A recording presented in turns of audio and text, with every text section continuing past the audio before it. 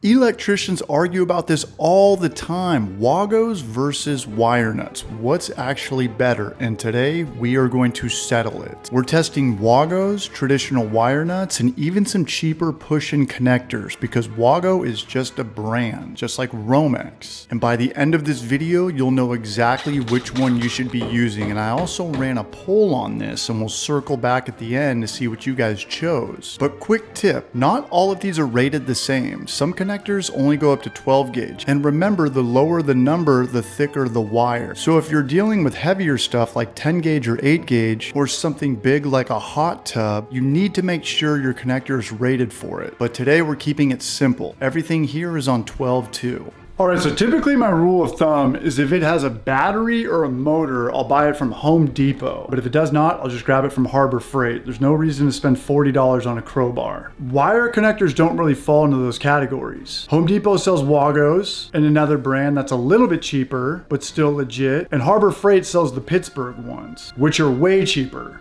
So let's see how they perform. All right, so we've got 10 Wagos right here, and these are the more expensive kind of European standard, about $11 for a pack, so just over $1 each. Now, one thing to watch, slot count matters. Wire nuts actually win here, and most people don't realize that. One red wire nut can handle up to 4 to 5 multiple wires, but check each package for minimum and maximum. With Wagos, you can leave an empty slot, but if you've got 3 ports and need 4 wires, well, you're making another trip back to Home Depot. Instructions are right on the back, strip about 1/2 inch, and it does not matter which slot you use, they're all connected internally. And here's a big time saver. Use outlets with pressure plates so you don't have to make J-hooks, especially if you're in a tight attic or crawl space. And always tug on each wire, like really tug on it. The next brand we got is Ideal, and these are about half the price, so roughly 50 cents each. Now these don't have a clamp like Wagos, you just push the wires straight in, kind of like backstabbing, which a lot of electricians do not love. And always check the package for your strip length. And I'm tugging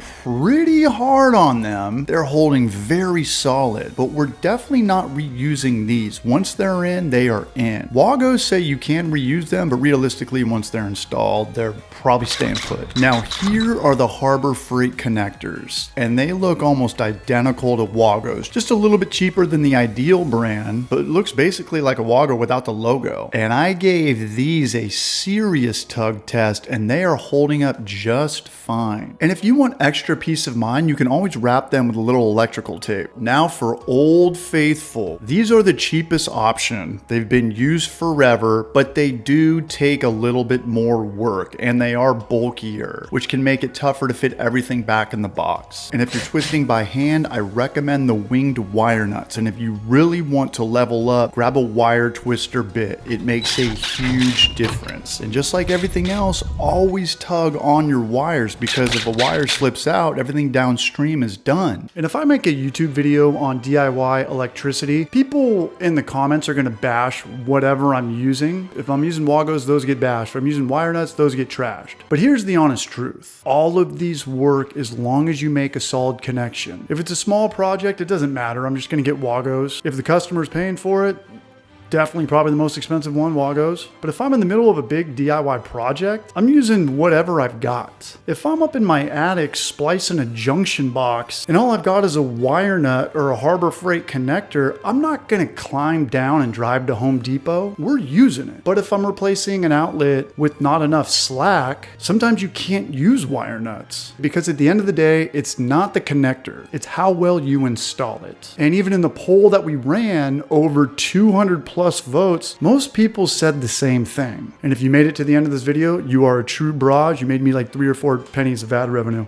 Have a good day.